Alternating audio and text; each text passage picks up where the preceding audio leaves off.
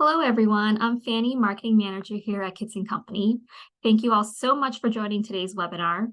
We would like to welcome Jennifer Abatilio, founder and certified parent coach at Your Transformed Family. Your Transformed Family guides and supports families around the world to end frustration, guilt, and chaos while finding more peace, calm, and connection to parent with confidence.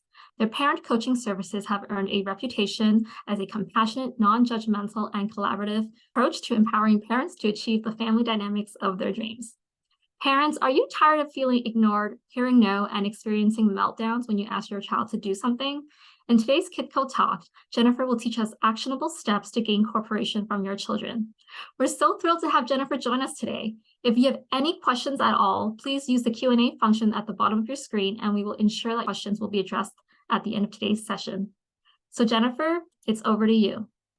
Thank you, Fanny. And I want to acknowledge and recognize all of you for showing up here today, either live or watching this recording. That alone tells me you're a good parent. You're here because you want to learn and be the best you can be. But the fact that you are here already tells me you are a good parent. So can we acknowledge and celebrate each other for showing up? Okay, so let's get started. So some of you may already know me because I've done a few of these Kids & Co talks, but I will tell you a bit more about myself in a couple of minutes if you have never been to one of my talks here before. So stay tuned, you'll know why I am here and doing this work. But I also imagine, like I said, that you're not alone. 59% of parents are very or extremely worried about managing their child's behavior and emotions. 59%. But what if I told you that the behavior is just a symptom of what we're seeing? Like if you think about an iceberg, the behavior is what we're seeing, but it is not telling us why that behavior is showing up in the first place. And so when we attempt Band-Aid solutions on trying to fix the behavior, but we're missing digging underneath on why it's there, we don't end up solving the problem for the long run.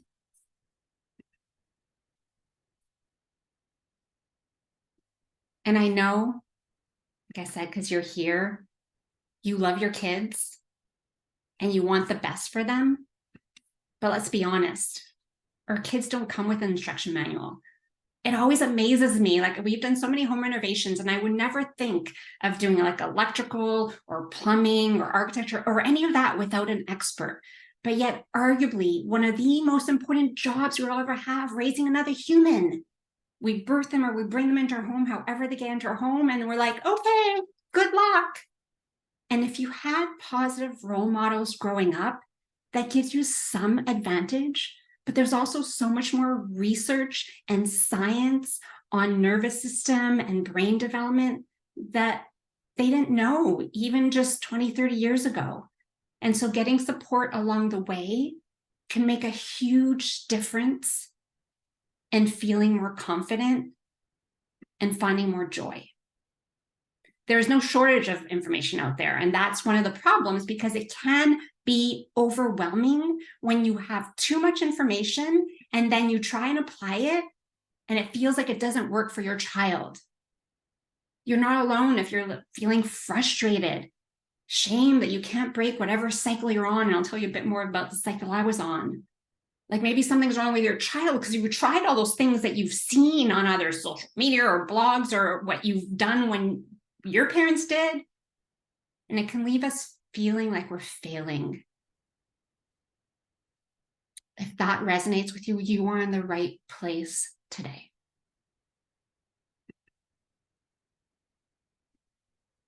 So now my name is Jen.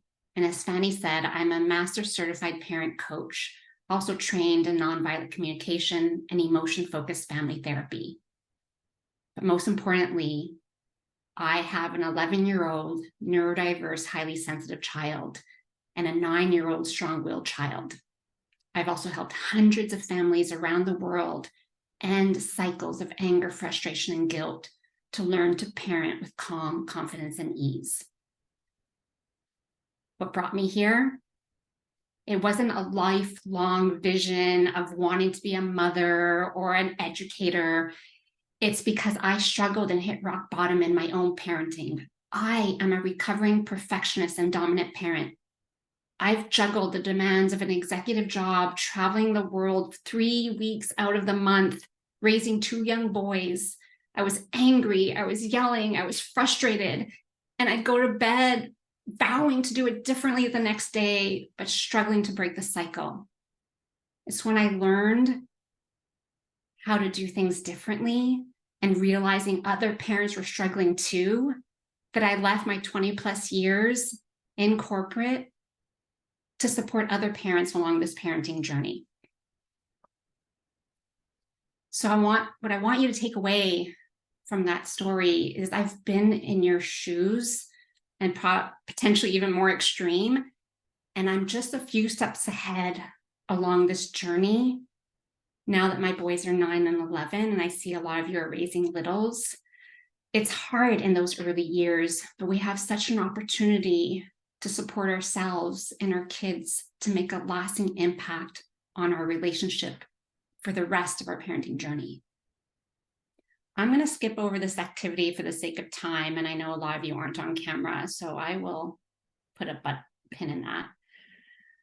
But my mission for you today is to support you as busy moms and dads to realize that you can turn things around with your child's challenging behavior, not by falling victim to threats or bribes or nagging, but by focusing on fostering a secure connection.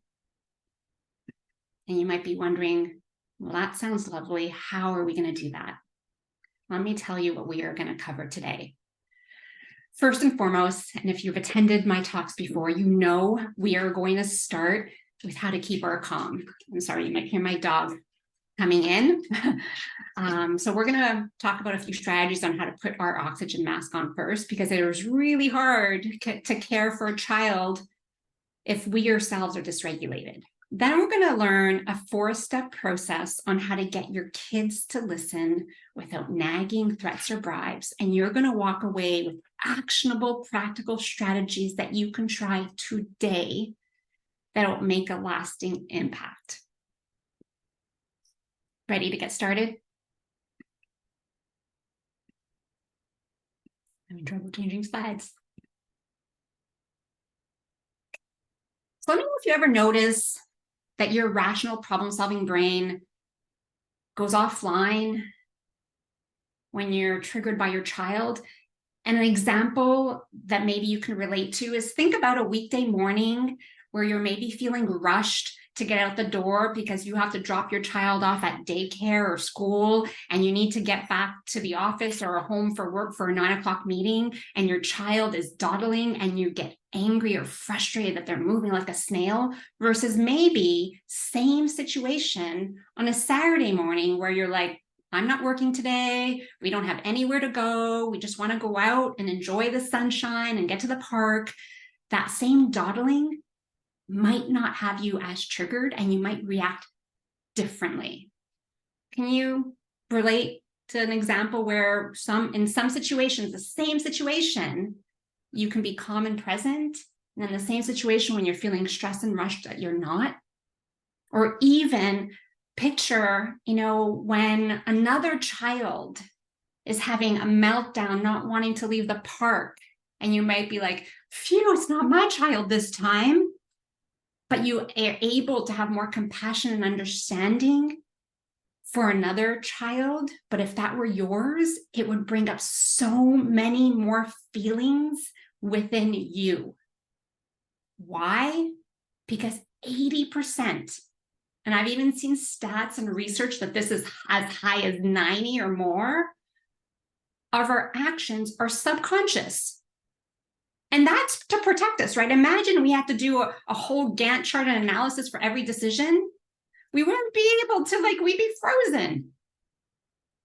And so perhaps if we were never allowed to safely express our thoughts and feelings growing up, seeing them and witnessing them in our child might make us feel unsafe and threatened and cause us to react instead of pausing, getting our oxygen mask on, and practicing the 4 steps that I will show you today.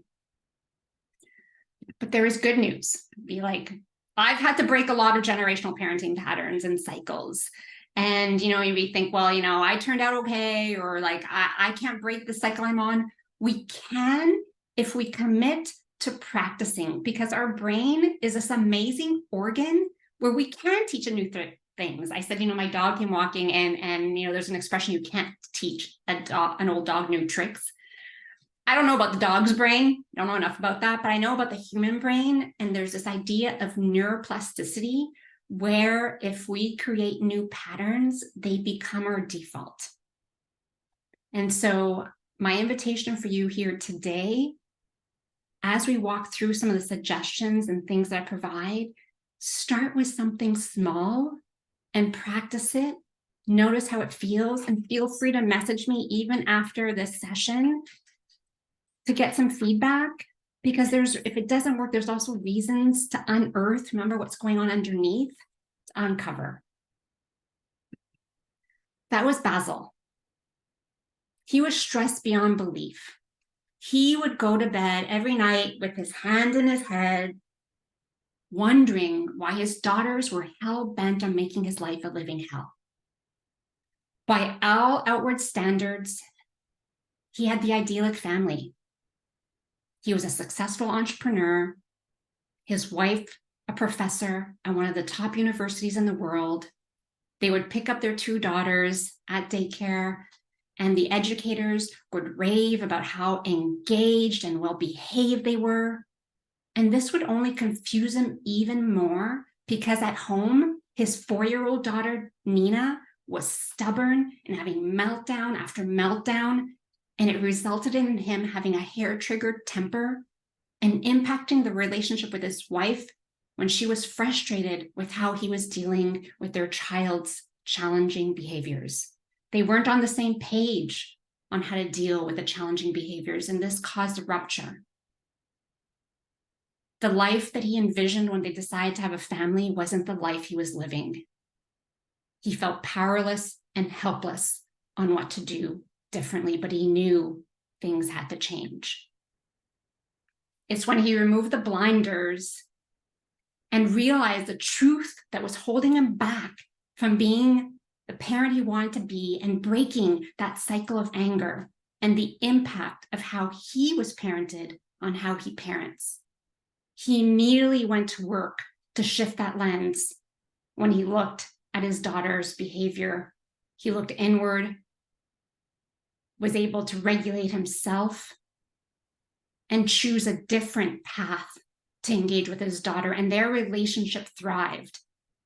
His wife witnessed this shift in him, and their relationship was restored. He ended up having the family of his dreams right in front of him. His confidence and his patience soared. You see, Basil's not unique. We all might have a slightly different story, but when we're able to reframe our perception of our child's behavior, we discover how to short circuit our negative reactions, and finally able to create new patterns and achieve the family of our dreams. That is the first step, is shifting the lens with which we look at our child's behavior. Without connection, there is no cooperation. If a child doesn't feel seen, heard, and valued, the strategies that I'll share with you today are likely not to work, because they don't have that connection with you. It's not because you're bad or wrong. A lot of us dismiss building this secure attachment with our kids. And I want to, before we get into the 4 step, is look at why threats and bribes don't work in the long run, so that we have an understanding of what's not working, so we can move forward with something that will. Can any of you relate to this? This is a story that not only I have faced, but many, many of my clients. Just get in the bathtub already. Right? You're exhausted out of a long day. You just want them to get in bed so that you can have some time to yourself, which is probably limited or none. If you don't get in the bath right now, there'll be no story tonight. I'm going to count to 5. 5, 4, and then you're like, what the heck am I going to do when I get to 0 and they don't listen? Maybe some nights I would have flipped that and said, sweetie, will be extra stories, or maybe tomorrow you can get dessert. One of the reasons these strategies don't work in the long run, it might work in that moment. It's actually, if you use rewards, it's just the flip side of the punishment coin. It's perceived and received as control. And so our child will often dig their heels in and resist. And actually, it creates stress in our child's body, elevates the cortisol level, which affects our child's brain development and later ability to learn. And I know this is not our intention. It also doesn't teach responsibility. And when rewards are taken away, it's still punitive. It ruptures the relationship, like I mentioned, that is so crucial to cooperation. We are inadvertently sending the message that our love is conditional on them behaving a certain way, and it models the use of power. So oftentimes you'll see these children using the strategies that we use on them, or maybe their younger siblings, or in the schoolyard with their friends. Children shouldn't have to earn our approval. So many of us as adults have this challenge of people pleasing or having a hard time saying no, and it often stems from this idea that we think we need to earn approval and we don't want to disappoint someone. But we are inherently good just as we are. And what we'll work on today is understanding that the behaviors are a way of communicating. And we want to say yes to what is communicating the feeling while saying no or setting a boundary on a behavior. Third reason that bribes and threats don't work is they ignore reason. Oftentimes when we think about our child not listening, are they unable, perhaps from a developmental perspective, or are they unwilling because there's a need that is unmet that's preventing them from coming alongside us? See, the rewards put a temporary band-aid on the problem, and if we don't solve what's at the root of it, it'll keep coming back in different ways. Rewards and punishments just manipulate without understanding why we're seeing that behavior, and that's why it doesn't last as a form of discipline.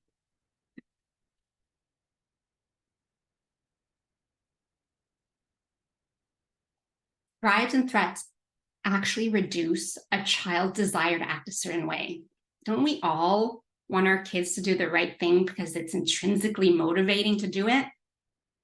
So when we reward or punish, it actually does the opposite. And there was a study where a library wanted to encourage kids to read more over the summer. So they had this program where the child that read the most would win pizza. Right? It doesn't matter what the prize is, but there's a prize.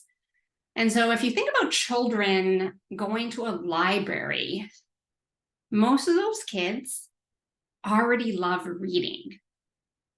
And what they found is when they incentivized and rewarded reading, it actually had the opposite effect. It changed their desire to read for the love of it when it was rewarded.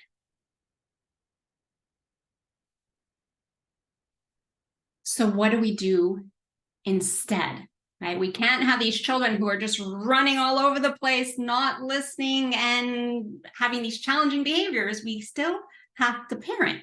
So what do we do? The first step, as I've alluded to earlier, it starts with us. And that might be, again, not from a place of shame or blame, but for me, it was actually liberating to realize that change started with me.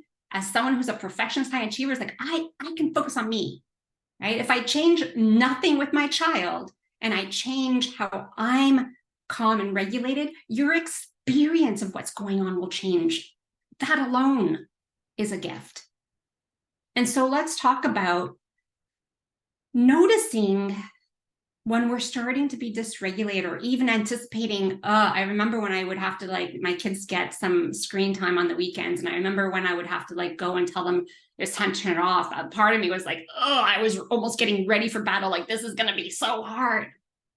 Start to notice within yourself where that stress starts to build. And it's okay if you don't notice it, because oftentimes we're so disconnected from ourselves that this takes practice. But if you do notice it, might be tightness in your chest, it might be a ball of knots in your stomach, your face might be flushed, your fists might be holding tight. That is your cue to like, whoa, I need to pause. I need to get my oxygen mask on first, because I am no good and I cannot force someone to come alongside me if I don't feel like I'm this calm, safe place. Our kids attune to what is going on with us. And so 3 strategies that you might want to think about taking one of these and go away practicing it. Remembering it is not an emergency. 99.99% of the time, you can take a minute to regulate yourself. Unless your child is running into traffic, then yes, you need to scoop them up and get them to safety. But most of the time, we think there's a lion coming after us, but there is not. And so one of them is taking a breath. And you might, I know I used to think like, I can't breathe. And even my little one, when I used to try and practice breaths, like, I don't know how to breathe. I can't breathe. I want to breathe with a twist. You can maybe count to 10 backwards. If you speak another language, and maybe not very well, like I speak French, Spanish, and Italian, but my mother tongue is English. If I try and count to 10 in one of those languages, it gets me up in my prefrontal cortex. Prefrontal cortex is where we have rational, problem-solving skills, impulse control, all that juicy stuff that we do our best parenting in. So the goal is to get us up here. So take a breath by counting to 10, count to 10 in a different language. Another is moving our body. And that might look like even just shaking it out, like standing up, moving. You might press your hands together, squeeze that pressure in, especially if you ever hit her. This is a great one with kids who tend to hit, is you don't want to necessarily tell them not to hit, because their body is saying that they want to do whatever action. You want to just take it and maybe wrap yourself in tight, so you're honoring the motion, but you're keeping everybody safe. Another one with your body is actually your voice. Like if you're a yeller, try maybe whispering. Or I had one client who's like, Jen, the whispering didn't work, but I started singing. And that actually, I'm not going to go into the science of it, it strengthens our vagal tone, which helps us to create safety in our body. And bonus, kids usually respond to something that's different, like whispering or singing. They're like, oh, what's going on? Another one is water. I talk about on my Instagram about my cold plunging. There's lots of reasons, and you can go there to see why I cold plunge. I'm not suggesting you go jump in Lake Ontario or whatever lake that you're near in the world, but you can take a sip of water. You can take a moment, if you're in the kitchen with your child, to splash cold water at the sink on your face. Go to the washroom, do the same. The goal of this is to bring us back into our body and recognize that we are safe and that our child needs our support. Take note, before we move on, which of these strategies that you maybe want to go away and practice. And again, feel free to reach out to me if you need support to be able to put this in place on a regular basis, because this alone will be a game changer. Because once you remove those blinders that your child is not giving you a hard time, they're having a hard time, you can move forward to getting cooperation. So we're going to go through the 4 steps, and I will give you examples all the way through. The first step is getting their attention. This is where, one of my clients, Shane, he would try and get his son to go up for bath. And there was always a battle, because like, he's not listening to me unless I yell. Sometimes we train our kids not to listen to yell. The key shift he made was instead of calling from the other room or calling from upstairs, is he went down and entered his child's world. Remember, without connection, there is no cooperation. He showed interest in what his child was doing. And this applies no matter what is going on. So, his son was playing Lego. My boys love playing Lego. Doing that, you want to get on the ground on their level. You want to make eye contact. If your child makes eye contact, if you have a neurodiverse child where maybe eye contact is hard, there's other ways to know that you've gotten their attention. Show interest in what they're doing, genuine interest, right? You can't do this with the intention to manipulate that I'm doing this because Jen told me, so I get cooperation. This is your most precious human that you're raising. Spend a minute entering that world and getting their attention. And again, we'll go through examples. I'm going to go through the 4 steps and then we're going to go through examples. Before you make a request, talking about the attention one, this is for adults too, right? I'm guilty sometimes of not doing this first step. And then I like, what the heck went wrong? And I was like, oh. So for example, talk about adults. Mornings tend to be a high stress situation. Everyone's trying to get out the door. Everyone has a thing to do. My husband was on his phone and I go to him, can you pick up the kids at school today? And he's nodding.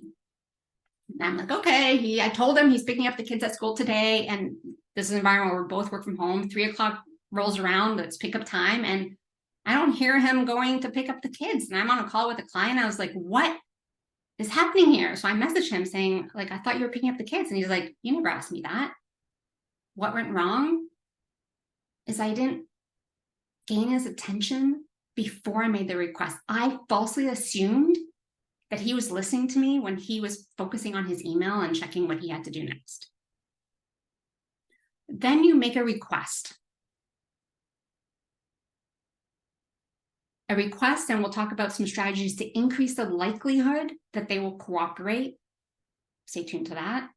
Then we want to confirm that they've heard. And again, I'll share some strategies on how to confirm, because you're going to have to see what works for your child. Because some strategies, like I said, for my kid, if I would say, what did mommy say? Can you repeat back what mommy said? He would be like, oh my God, I heard, blah, blah, blah. So I will share with you some strategies to try to see what resonates with your child. But you want to be able to get validation that you're on the same page. And then the final step is acknowledging the feelings. I'm going to not say anything about this until a few slides. So let's go through and I'll share examples that I imagine many of you may be experiencing. So again, this one, I think I already talked about the example of getting their attention. That is the goal, the connection. You don't want to be asking something and you might think, well, it's faster. Is it? Is it faster to ask and make a request from the other room when they're not hearing you, when you then have to yell or get frustrated? Some of this might feel like it takes longer, but if your current situation is this, you're going nowhere fast and it's leading to anger and frustration and disconnection, versus if you come alongside and you go more smoothly together. Forgive that analogy if it doesn't work. So enter their world, get on their level, make eye contact. This was Maez. Maez and her husband were expats. They were from France. They were living in Canada. They had 2 really demanding jobs. She was feeling exhausted, burnt out, and she was on this cycle of threats and bribes and feeling shitty because her 2 young boys were always fighting and she was losing her cool and couldn't stop yelling. When she realized and learned how to enter their world, everything changed. So an example was she woke up one morning, walked into the kitchen, and her 2 boys were on the ground with a bunch of oatmeal flakes all over the floor. Her former self would have saw that and gone angry, thinking, oh my God, I don't have time for this. I don't have time for this mess, this cleanup. Look at what they've done. And anger and disconnection. But she learned to, whoa, oxygen mask on first. She looked at these 2 boys who used to typically always fight, and she saw that they were having fun with the oatmeal flakes. So what did she do? She got on the ground with them and they started flicking oatmeal flakes. Doesn't mean there wasn't a boundary on we need to clean it up, but she only made that request after she had connected with them, had their attention, and they said, who wants to get the dustpan and who wants to get the broom? Let's work together and clean this up. And so it was her ability to hit pause and change her lens with what's going on, focusing on connection, that allowed her to leave that situation feeling confident and happy versus disconnected, frustrated, and angry.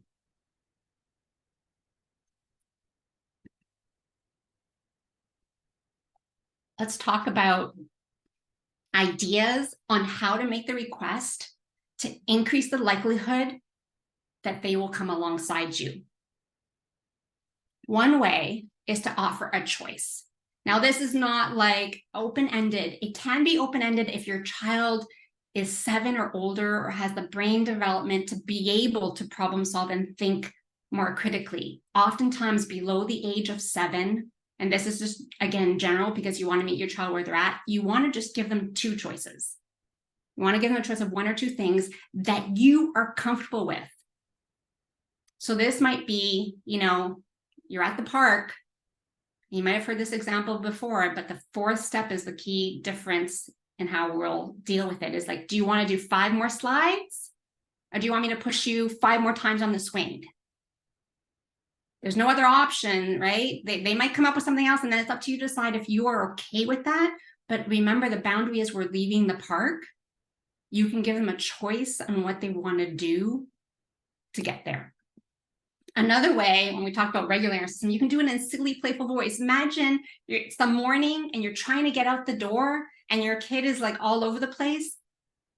Join in that world. Our kids' world is fun and play. And sometimes we forget that as adults to enter that world. So you can be like, oh, let's fly like a bird. We're flying all over the place. Now, can you be still like a statue? And then when they're still like a statue, you can put that shoe on or help them get that shoe on. Making a request and singing a request could be another way to be fun and playful. You can also say yes in fantasy. I had a client whose child, and this might, happen even like after Halloween, if you celebrate Halloween with lots of candy, they woke up in the morning and they're like, do you want pancakes or do you want a bowl of cereal? They're like, I want chocolate. And again, the mother in the past would have gotten angry, like, we don't have chocolate for breakfast. Come on, do you want pancakes or do you want cereal? I'm giving you the choice, right? I'm doing what Jen said. But then the child came up with chocolate. And so what did this mother do?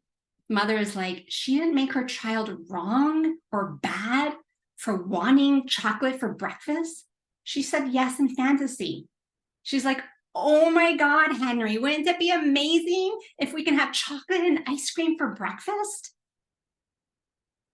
It also takes about 7 seconds for the words we say for our kids, to them to land and process. So before you jump to anything else, let those words land, because what you've just done by saying yes in fantasy is you've helped your child feel seen, heard, and understood. They didn't feel wrong for wanting what they want.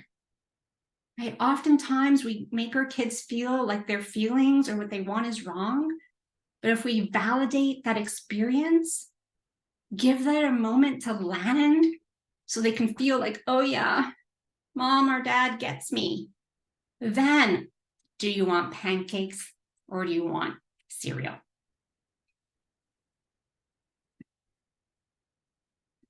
So we talked about the park example. And then you've made that request. You want to confirm you've heard it. So if they're making a choice, you almost don't need them to repeat it, because the fact that they made a choice, they're in their higher prefrontal cortex because they've consciously made a choice. Another way might be, did they make eye contact with me? So you're knowing that they heard and they're not nodding and they see you. Then another way is you can ask them to repeat it back.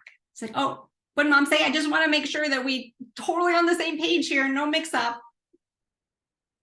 You repeat it back, they're in their right brain, then you could confirm that they've heard. The most important step, and where a lot of us go wrong, is we don't allow for this step. Acknowledge their feelings. They might not like what you're asking. You know, I do this with my kids all the time, where it's like from a very young age, they've been involved in chores. And so when it's time to fold laundry, someone's like, oh, I don't want to do laundry. I don't either. I don't know if some of you like folding laundry doing it. I don't either. And so I acknowledge, like, yeah, I hate folding laundry. That makes sense. Just those words, that makes sense. I get it. Then you might be like, okay, well, how can we fold laundry where it's more fun? And my kids, a routine that we have is we play music. Everyone gets to pick their own song that they like, and it makes it more enjoyable. But if we don't allow space for the feelings,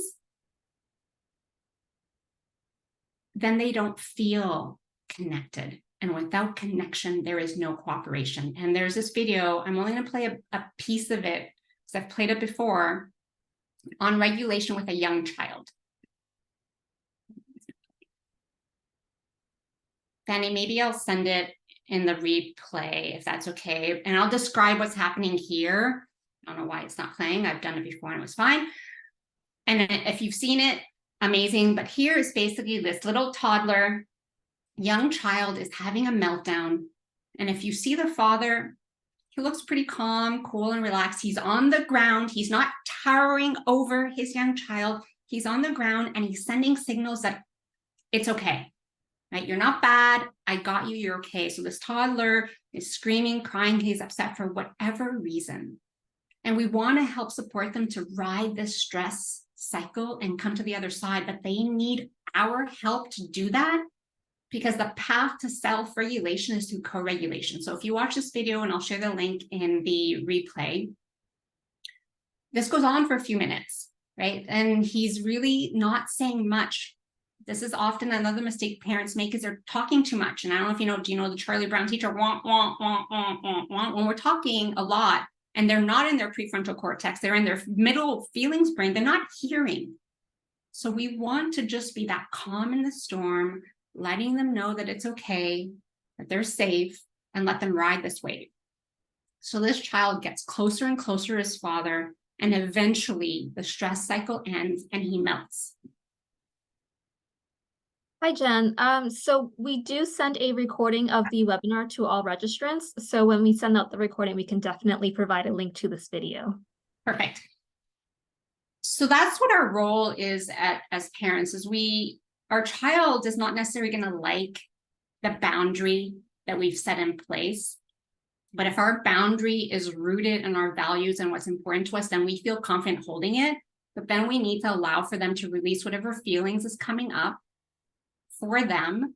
And it's getting through to the other side that they also develop resiliency, that they're like, okay, I was angry, I was disappointed, I was frustrated, and I got through, and it's okay. And it's through doing that with them, they learn to do it for themselves. So let's recap these 4 steps. Get their attention, enter their world, connect. You want to make a request, either by offering choice, doing it in a silly, playful way, maybe saying yes in fantasy if they're, coming back with something that's not possible. You want to confirm that they've heard so that you're on the same page. And then you want to acknowledge the feelings, because they might not like what you're asking. If we can empathize and validate and support them through that stress cycle, then we can move forward. An example of this is, again, another video that went viral, is you saw this mother carrying a child across the street, and she looked pretty angry. And this is the difference between doing it with calm and presence, where it's like, I'm so angry that you're not listening to me and I'm carrying you and I'm frustrated, versus, whew, I am calm and regulated. I can see you're having a hard time. I'm going to help you. And I've had to do this with my child in the car seat. Like, he would scream bloody murder, didn't want to go in the car seat. But I'm like, I can't drive if you're not safely buckled up. So I can say, I believe you. I believe something doesn't feel right now, and I'm going to help you get in there. When you do it with loving kindness and you hold the boundary, it's received differently. So I know I've shared a lot with you today. And so what I've prepared for you to make this easier, whether you're watching this live or the recording, is if you capture this QR code, is I will send you the 4 steps we went through today. Make sure that you star or whitelist my email, jen@yourtransformedfamily.com, so that it comes through your inbox versus landing in your spam. And I also have 2 bonuses for you. One, how to foster connection, because like I mentioned, without connection and secure attachment, cooperation doesn't come. And finally, a script for the challenging behaviors. So at the end, when I said acknowledge the feelings, I alluded to how you do that. And this script, which will serve you for the rest of your parenting journey, you will get scripts that you can use and slightly modify depending on the situation, whether it's sibling conflict, back talk, even teenage years with slight modifications. So again, there's the QR code that I can put up again, or you can go to yourtransformedfamily.com/cooperation, where you'll get the 4 steps we talked about today, as well as these 2 bonuses. Ultimately, it comes down to practicing imperfectly. We do not need to be perfect. We just need to commit to keep on trying and to apologize and repair when we mess up, so that they know that we are human and that our behaviors are not because of them. We need to prioritize the relationship over the behavior. And now I'll open it for questions. Thank you so much, Jen. That was very helpful, and I'm sure we all learned a lot from this. So we have some questions from our parents, which I will be reading out loud now. And just a reminder for those who joined us a little later, if you have any questions, please use the Q&A function at the bottom, and we will try to address as many as we can. So first question for you, Jen, is from a parent who has a toddler that is 2 years old. It has become difficult with her lately as she is not talking and getting frustrated. She is screaming and rolling all over the floor, which the parent is feeling upset about. How would you handle this?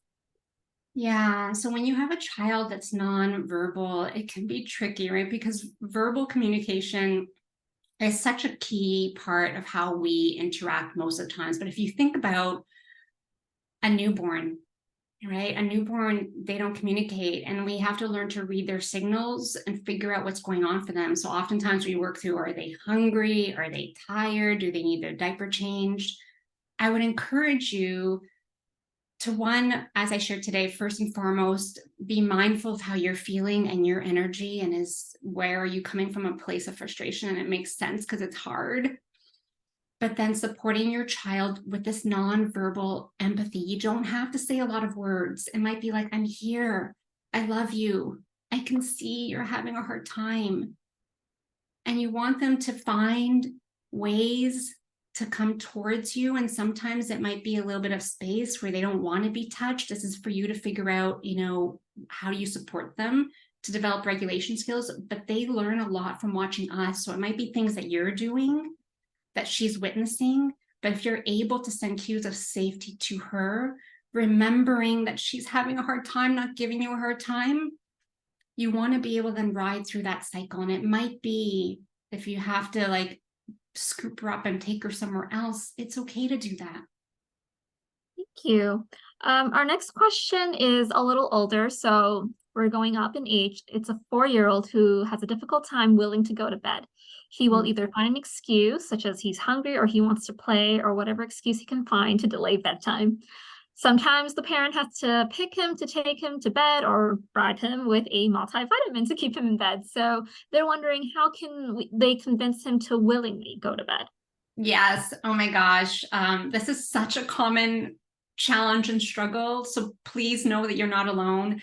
Bedtime for so many kids, especially that age, is tricky because it's separation, right? It's like they're saying goodbye tonight. It's like some kids have FOMO where it's like, I want to, mom and dad aren't going to bed. I want to stay up. I want to know what's going on. So there's so much going on for them at bedtime that they might resist or find all kinds of strategies on how to avoid and delay it. The key thing in here is you want to, as best as possible, set up a consistent routine that you want them to support and buy-in in, right? This is not in the moment. what I'm talking about? Like you might, in the middle of the day or after school, you might be like, oh, I noticed bedtime has been tricky. Tell me more. Like you want them to be able to share in their way if possible, or even you asking that question, even if they say nothing, know that it's landing. Then you want to come to an agreement. What is that bedtime routine? So they know the consistency. Like here in our home, it's like, okay, well, we have bed, we brush teeth, we get story, and then it's time to tuck in, right? I love you. I'm going to see you. Do you need anything from mom or dad? You stay in bed. But this is about the consistency where it's like you go back, but you want to allow them to release and talk about what they're maybe struggling with, because there might be something that you have no idea, right? But acknowledging that that separation, it's natural for them to resist it, but it's for us to be able to empathize with that, but still hold the boundary. And as we're consistent with it, they learn that that boundary is immovable. Bedtime is bedtime. Doesn't mean, and this we're mindful of our language, like I used to say, it's time to sleep. And my son would say back to me, like, you can't make me sleep. And that's true, right? I can't make him sleep, but I can say it's time to rest. And so the boundary is you stay in your bed, you can read a book if you want, and then when it's lights out. Is that helpful? I have another question that is very similar, Jen. And I just wanted to see if you had like a different suggestion or if the answer would be similar. So this is for a 3-year-old. She gets stubborn and won't sit in the car seat in the morning until she is given candy, but then they try to distract her and she starts crying. So the parent is wondering how to tackle that specific situation. Yeah, so we got to recognize that. And again, with no shame or blame, like if we've gotten our kids used to a certain routine, like where they are now expecting candy to get in the car seat, breaking that cycle, they're not going to like it, right? Let's be honest. So we can empathize, like, oh, I know, like I was giving you candy and I realized I shouldn't have been doing that. Because that's the other thing. We can own our mistakes where like we might have made a decision and now we've changed our mind about that decision, owning up to that. Like we've done it so many times where we've changed rules and limits around screen time. And I'm like, I'm still figuring this out. And so I've changed my mind because I noticed that wasn't working. So first acknowledge that, yeah, I know I used to give you candy and you really want that candy. And we're not doing that anymore. And then, yes, she's going to have to get in the car seat. So you might need to help her in that moment where it's like, I know you're disappointed you're not getting candy, and I need to help you get in the car seat. If we're able to do that with empathy and compassion, again, as we're consistent with it, where we allow the feelings, we get it.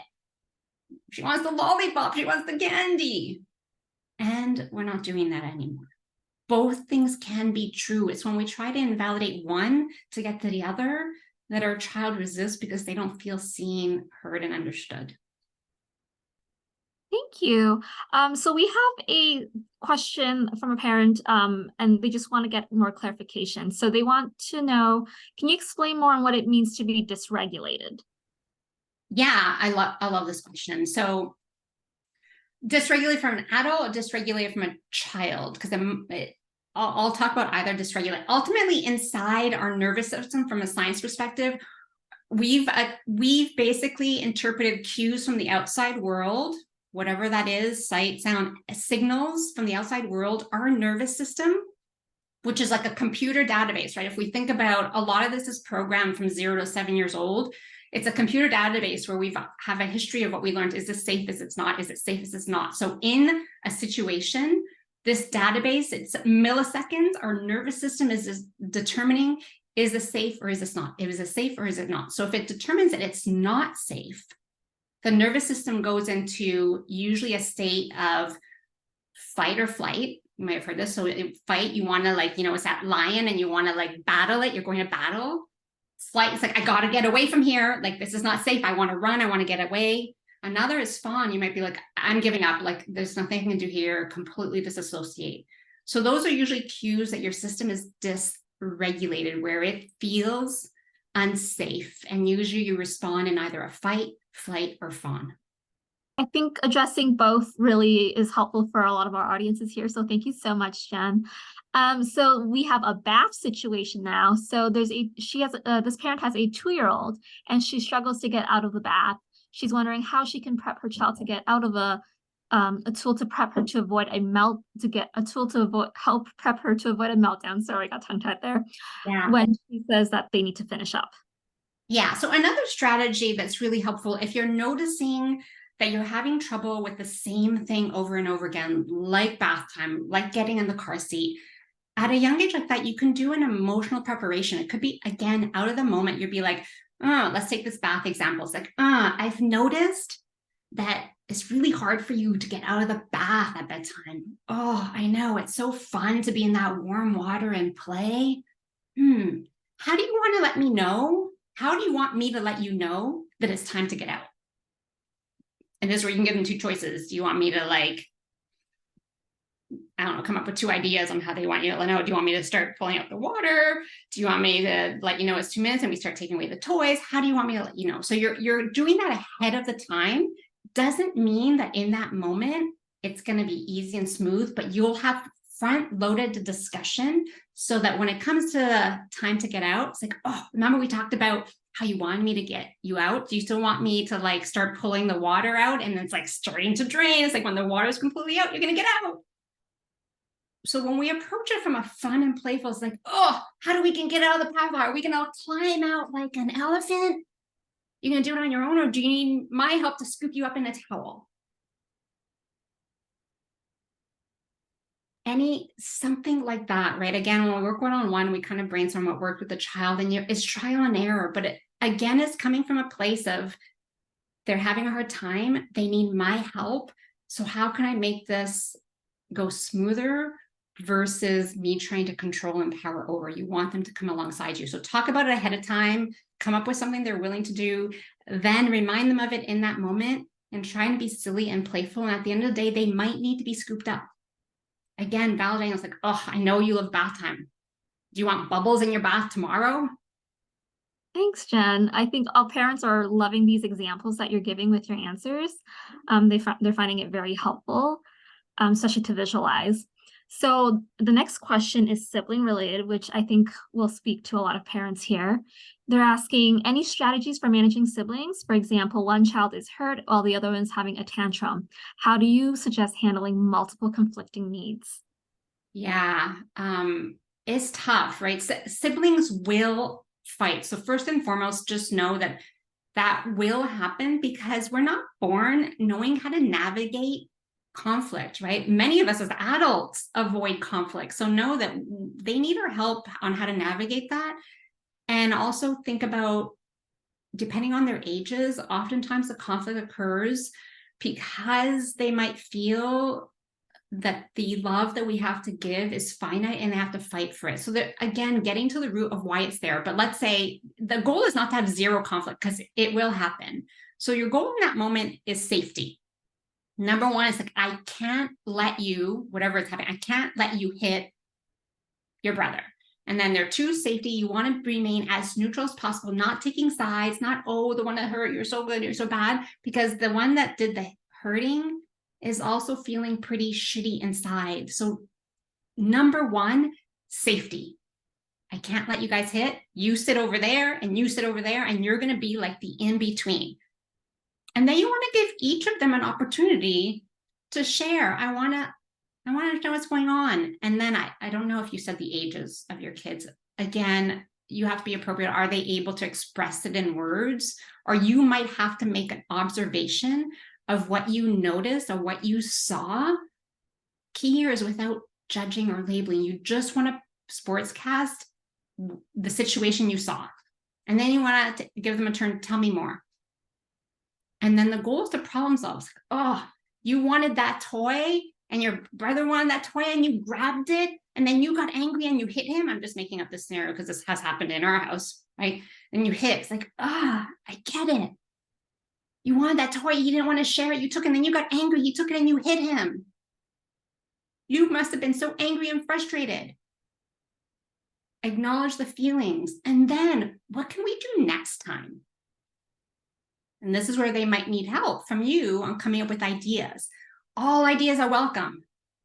And then they need help next time following that. And this is how we kind of develop and scaffold, but don't jump to problem solving until you've given an opportunity to get to calm and express their feelings. We don't want to take sides.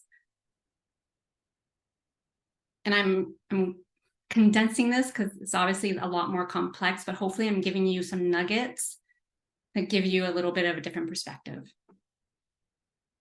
Thanks, Jen. The next question is, a parent has a 2.5-year-old.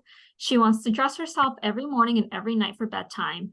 The parents give her a choice of mama's turn or dad's turn to dress her, but she screams until it's her turn. They're wondering how can they get their child to dress faster because sometimes she takes 30 to 45 minutes in the morning dressing herself up. I love this. I get it. Like our kids, one of their core needs is to feel capable, right? They want to be independent. And like I said before, oftentimes when we're feeling rushed is when we want to do it for them, but they're like, me do it. I want to do it. And so you want to notice how long it takes to give yourself as much breathing room as possible. So if it's taking her 30 minutes, is it 30 minutes because she's still learning how to do it and it takes 30 minutes, or is she taking 30 minutes because she's getting distracted and doing other things? So depending on the answer to that, then the strategy would be different, because is it her ability, it legitimately takes her 30 minutes, or is it because she can do it in 5, but she's getting distracted? So if it's she can do it in 5 and she's getting distracted, you want to kind of help redirect her. It's like, okay, you're getting dressed. You want to have, clients love stand timers because kids don't always understand the concept of time. So setting a timer on a phone and all that doesn't really help. But sand timers, they can visually see the sand trickling down. So you want to let her know, it's like, okay, when the sand is done, you need to be finished getting dressed. If she's able to, then she'll be able to do that. But if her ability, it takes her long, then you might have to say, I need to help you because we need to get out the door. Do you want to practice getting faster when you get home from school? Thank you, Jen. I have one last question here for you, and that is, if parents are interested to reach out to you to learn more, get some more help with their family dynamics, how can they be in touch with you? Yeah, so you obviously in the recording, you'll send my website. So you can always go to my website. You can also, which is www.yourtransformedfamily.com, and you can book a call there. You can also email me at jen@yourtransformedfamily.com. You can also find me on Instagram. I don't do a lot of social media, but if you go to Your Transformed Family, you can send me a direct message there. So many ways to get in touch, and happy to have more conversations with all of you. Thank you, Jen. Thank you so much for this wonderful Kickle Talk with everyone here. We really appreciate you sharing your knowledge and services with us today. I'd like to remind all participants that there will be a recording following today's session and other materials, as well as a survey that will be popping up shortly. Thank you all so much for joining us again today. Take care. Thanks for having me. Have a great day. You too. Bye.